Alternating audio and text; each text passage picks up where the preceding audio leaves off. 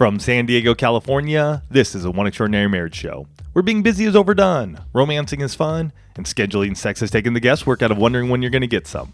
I'm Tony DeLorenzo, your co-host, along with my beautiful wife, Elisa. From coast to coast and around the world, thank you for joining us. It's time to talk sex, love, and commitment. Give us a call on the HUG hotline at 858-876-5663 or send us an email to hugs@oneextraordinarymarriage.com.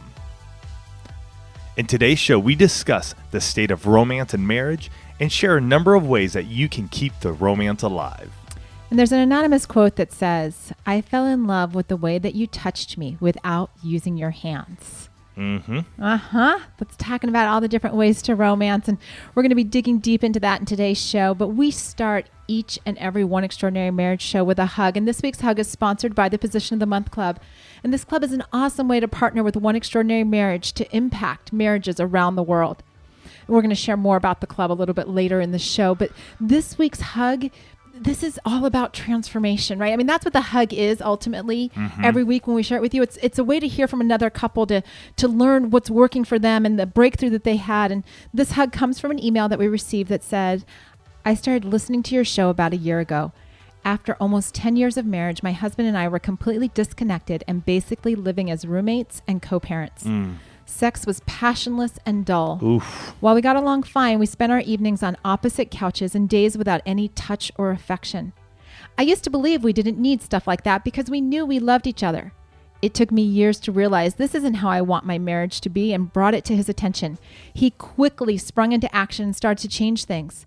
I felt like it was forced and wasn't genuine. I decided to go out of town by myself for a few days and was to the point where I was seriously contemplating leaving him, although I didn't tell him this. I found your podcast and downloaded a lot of pertinent episodes for the drive out of town. At first, I thought your advice was irrelevant to my situation, that you just didn't understand what I was feeling or going through. Although I felt helpless and defeated, I just couldn't break up my family. Your podcast motivated me to try harder, and I've changed so many things. My husband and I got to take our first getaway alone since having kids, 8.5 years at the time. Oh my gosh, for our 10-year anniversary, and completed a 7 days of sex challenge while we were there. Awesome. Here we are 1 year later, and things are fantastic. Over the last year, we've made so many changes, and I truly feel so connected to him now. We've committed to making love. Yes, it actually feels like that now. At least twice a week, and I found my desire has gone through the roof now that I have that connection. I listen to your podcast to keep me motivated, encouraged, and intentional about my marriage. I can't thank you both enough for the enthusiasm and positive energy you put into your podcasts.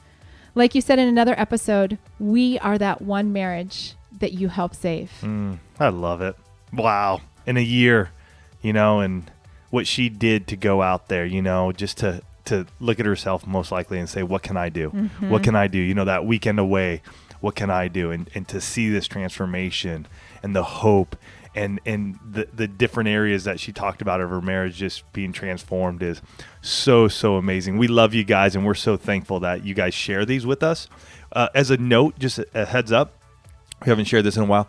All our hugs are anonymous. If you send in a 7 days of sex challenge, we did it, a hug, anything. If we're using it here on the show, it's anonymous. So don't ever worry about that. We want you to be able to share what's on your heart and what's on your mind. Can I just share one quick thing that I just loved about this message? Yeah. I love that when she first started listening, she thought we were completely irrelevant and that we just didn't understand her situation. But she didn't give up because she knew she needed something for her marriage. And that's a message for somebody out there listening. If this is your first show, keep listening. Right? You might find that golden nugget. I don't think you might. I think you will find that nugget that you're looking for. So like Tony said at the very beginning, we're discussing the state of romance in marriage. And romance, it's been an issue over the years in our marriage. And I know from the couples that I coach with that this is actually a struggle in a lot of marriages, especially when your marriage is struggling. Romance can seem like the last thing that you want to try or that you want to bring in. And so often, and I know I've said a few of these probably to Tony as well, if I had to be completely honest with you guys, which I am, I just don't feel like he romances me anymore. We had that season for sure. Right? Or, she doesn't do anything romantic for me. Some of you guys have said that, right? Or we're stuck in a rut. And I think the biggest part is what the heck does romance even mean? Well, you know how much I love definitions. Well, and I think part of it too is that media shows us this ideal of what romance is. Oh, sure. Right? And what it should look like. And, what are we supposed to really do though in everyday life, 24/7, 365 days a year? What does that romance actually and honestly look like between a husband and a wife? Mm-hmm. And I think you bring up a good point. Just as we're digging into this, media has skewed our perception of romance.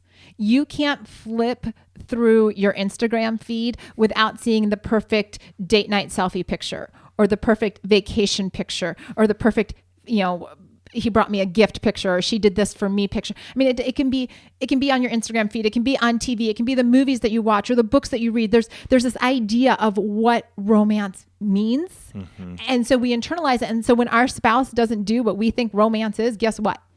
We get a little irritated. There's a disconnect. There's exactly like that at the beginning of that hug where she talked about, we were living as roommates and co-parents. Sex was passionless and dull. That's a component of there not being any romance in that marriage. And, recently, somewhere in the vicinity of 275 of you, give or take, participated in a survey that we did on what romance means to you. And the results were a little bit eye-opening. And because of that, we don't do anything here at One that doesn't have a purpose. We wanted to know what you all thought about romance and what romance was looking like in your marriage so that we could say, okay, you know what? How do we equip you to have more? Right? How do we equip you to be in that place where you're not making those complaints, but rather you're having those celebrations of what romance looks like? And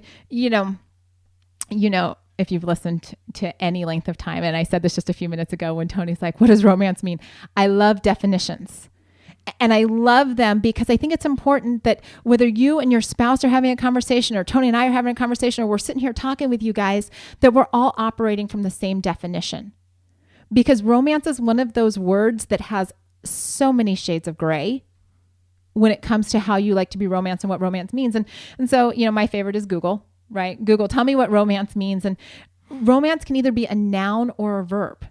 And I think sometimes it actually kind of blends into both. But as a noun, it's a feeling of excitement and mystery associated with love. And I think that's what most of us would think of when we hear that word romance. I want to be romance me. I want to have those feelings. Yes, I want to have that feeling of excitement. I want that mystery. And I don't know if the mystery part would be so much the word I would use there, but I think there's that. Like, I want this unknown part. Anticipation. Yeah, the anticipation part of it. So, yeah, that's what I think of when I hear the word romance personally. And so then romance as a verb means to court or to woo. So we think so often of romancing in the dating engagement phase. Right? Like, yes. I'm gonna wine so and good. Dine. Yes. I'm gonna romance. I'm gonna show my love and affection. I'm gonna do to get to the I do. Mm-hmm. And then for a lot of couples, it's like we do the dress and we do the fancy party and we smash cake in each other's faces and we're like, well, okay, I'm good. And I think as a verb, it's that second piece that we need to add into our marriages more. To court, we can still court our spouse. Mm-hmm. And yet I think, like you said, a lot of that is in the sense of getting to the I do. Mm-hmm. It's that second part that we can do in marriage, which is woo. We can woo our spouses.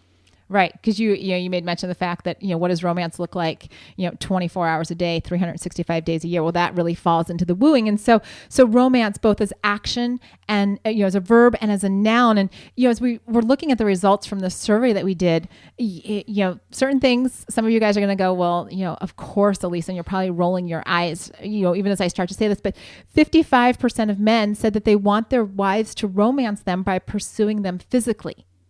So that was the highest category for mm-hmm. men. Like, how do I want to be romanced? Men are like, pursue me physically. And this comes to that point of, we've discussed this before with the rejection piece of it. Mm-hmm.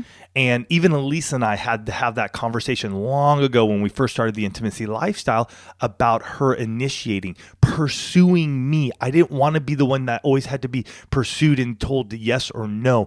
I wanted to know that she desired me. Physically, sexually. So her pursuing me shifted mm-hmm. that whole sexual intimacy for us. And ladies, I'm going to give you a little insight. This doesn't always mean that he wants to have sex. So yes, it often does mean that he wants to have sex, but that's not an always thing. And so if you're thinking, yeah, that sounds like my husband, then you need to ask him, I was listening to Tony and Lisa, and they said that, most men want to be pursued physically. What does that mean to you? Mm-hmm. And then ladies, let your husbands talk, right? Many of you have heard me say over the years that Tony likes a hand on his arm when he's driving, right? Just that touch. There's that period of time when we're driving and just knowing that Elisa has her hand on my arm, my leg, even on my shoulder. It's that piece of just, I don't know what it is, but it just feels like there's a grounding, there's a comfort, there's a knowing that without words being said, Elisa is pursuing me. She's romancing me in that moment. Now, on the other side of the marriage bed, for women, the number one way that they want their husbands to romance them, husbands, make time for your wife in your schedule. Period. She wants to feel like she's a priority. Mm-hmm. And, here's the thing. I know that so many of you husbands derive your identity from being the provider, for making sure that there's, food on the table and a roof over your wife's head. And yet I'm going to tell you that she would love to know that she matters to you more than your job. Right? She would love to know, you know what? Yeah, I'm going to come home early because we've got this thing tonight. I'm not going to call you up and say, yeah, I'm running late all the time. She wants to know that she's a priority. She wants to know that date nights matter to you. And this comes in a number of different forms, and we're not saying you got to do 40 for 40. Yeah. So when I'm saying 40 for 40, you don't need to work 40 hours and then spend 40 hours of time with your spouse. We get it. It's not going to happen. We don't even do that here, and we work together for most part of our week. So making them a priority, I'm going to tell you the number one way we're hearing from the one family that this is catching on and couples are connecting is with the coffee break. Mm-hmm. This is the one way that each and every week they are connecting and they are on each other's schedule. Mm-hmm. So if you want to check that out, oneextraordinarymarriage.com/coffee break. But you got to do it. You got to do it. One way that I made this a priority this year was Elisa's doing her 1,000-mile challenge of walking 1,000 miles over the course of the year. Beginning of the year, I realized that I wanted to be a part of it in a way and make time for her in my schedule. And so what I told her, I was like, at least once a week, we haven't been on it every week, but at least once a week, we're going to get to the beach and we're going to walk on the beach. And that was just like, I'm going to make you the priority in my schedule. And some days that's on a Saturday morning. Sometimes that's been on a weekday afternoon. But she is a priority in my schedule. That's awesome. And as we talk about what does that look like right now, later into your marriage, right? Because, romance, one of the other interesting statistics is that 76% of you, so if you're out with, 3 other couples, 3 of the couples are going to say... Well, 4 couples. Yeah, so there'd be total. If you were out with 3 other couples, there's 4 of you. 3 of you are going to say that your marriage has less romance now than when you were dating. Right? Which is like, it blows we've been there. And yet at the same time, seeing that number actually blows my mind because you have the benefit of all of the years of experience and time that the 2 of you have had together. Right? We should actually be getting to a place as married couples where we flip that statistic on its head and say, there's more romance now because I know what he likes. I know what she likes. And we're together and we've been together and we've got this longevity. And yet we're not We're not in that wooing stage. Mm-hmm. Right? We did it all back then. And now we're like, yeah, no, not so much. Not so much. And so we dug a little bit deeper into this to say, what are the 3 biggest issues or biggest areas that are impacting your ability to romance your spouse? And it probably comes as no surprise that it's work, kids, and lack of ideas. Right? And here's the thing, we're all going to have work. Many of you have kids, but kids actually need to see you romance each other. Right? Like I'm going to just call out everyone that's got kids and say, your kids need to see this because you're leaving a legacy. I actually had a coaching client last night talk about the legacy that he's leaving for his kids in his marriage. Your kids need to see you make each other a priority. And we're going to give you some ideas here. Absolutely. But I just want to share the impact that choosing to romance, statistically, the impact that choosing to romance your spouse has on the other. So husbands, when you romance your wife, in the way that she wants to be romanced. And yes, you have to ask her. We're going to give you some ideas, but you have to ask what resonates with her. And then you have to listen and then do it. I think this is the biggest thing that we all face in marriage. We have this ideal of what we would want or how we want to be romanced. Then we ask our spouse. They give us their feedback. It doesn't match our ideal. So then we just do what we think we should be doing. And hey, it doesn't work. Been there, done that, totally know where you're at. You have to listen to your spouse and then do it. And spouse, when they do it, you need to acknowledge that they did it.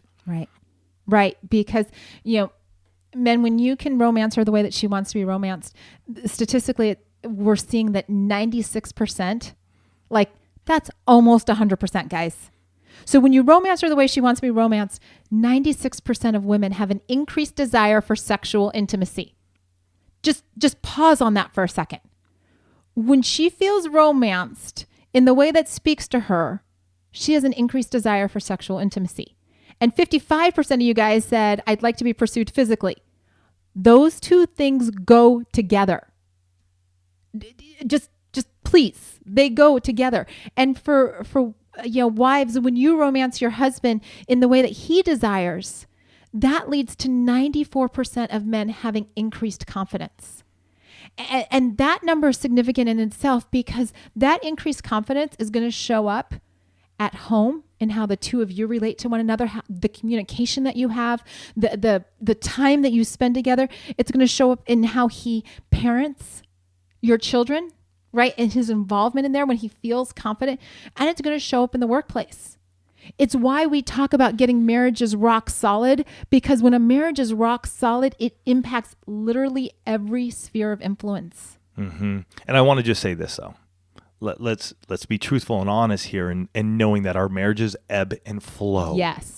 So you may be desiring him, and he may not be as confident as you want him to be at this moment. There may be an ebbing going on right now. You know what I mean? So do understand within the whole, you got to look at everything that's happening, not just this one thing. And that's where media so skews us to thinking that's what life is 100% of the time.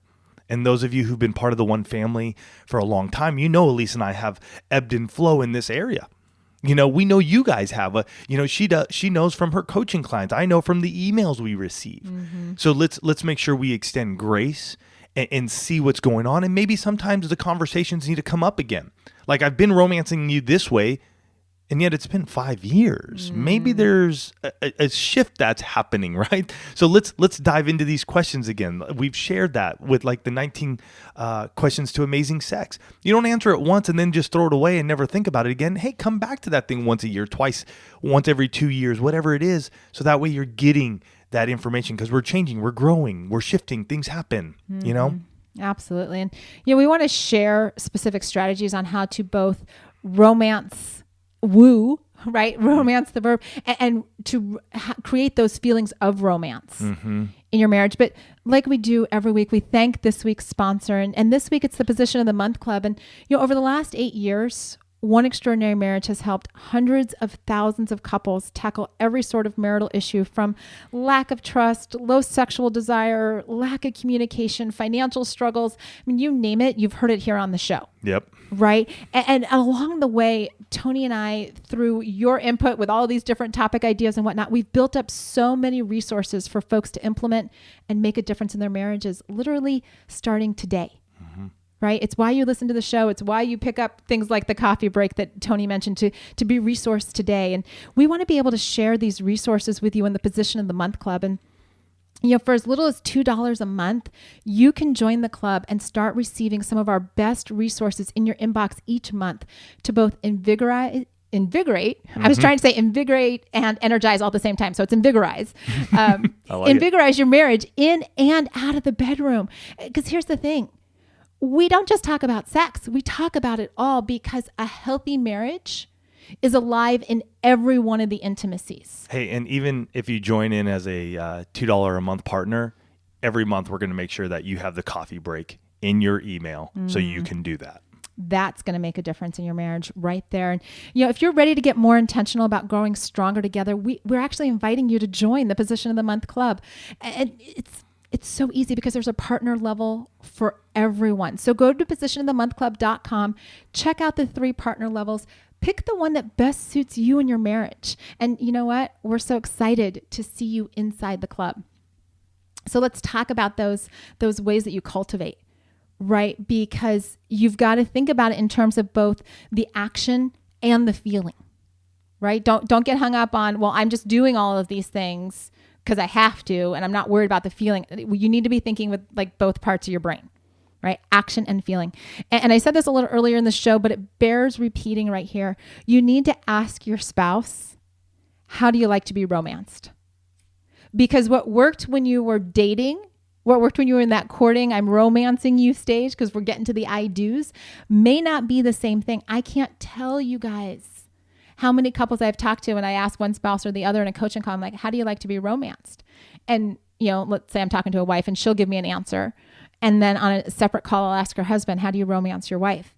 And it's not the same answer because they've never had a conversation about it. And it's okay to tell your husband, ladies, it's okay to tell your husbands, I like to be romanced. One of the ways I like to be romanced is to receive flowers. This is actually one of my coaching clients. I'm going to share them right here. She loves receiving flowers, right? She loves it when the pink florist truck pulls up in their driveway and she peeks out and there's some bouquet of flowers. I routinely get pictures of whatever her husband has had delivered that day. But here's the thing. When she first started telling him that, she felt like, well, now he's just doing it because I said so. And I looked at her and said, yes, and you're getting exactly what you asked for. It's not a bad thing, folks. It's not a bad thing to tell your spouse so that they can actually have success in the romance area. Bring success to your marriage, please, and tell your spouse what works for you. Don't get into this place of, well, you're just going to have to guess. Guess how I want to be romanced. If you ask your spouse to guess, I'm telling you right now, you will not be romanced. We have to have that open and honest dialogue with one another to get to success. Mm-hmm. And so it's an interesting thing because we want our spouse to know these things, and yet we hide it from them, and then we get upset when they don't perform. Mm-hmm. And I'm going to say perform because that's what we want them to do. There's something we want them to do for us. And so we really need to be able to speak what we want in love and kindness, honestly. I mean, we're not doing this in a visceral way or a way to, right? Is it a visceral? Vicious. A vicious way. Thank you. I saw that look on your face. Thank you. And then be angry with them because they need to know that feedback. Like Elisa said earlier, just that hand on my arm or my shoulder while we're driving helps. It helps me to go, okay, she pursues me. She desires me.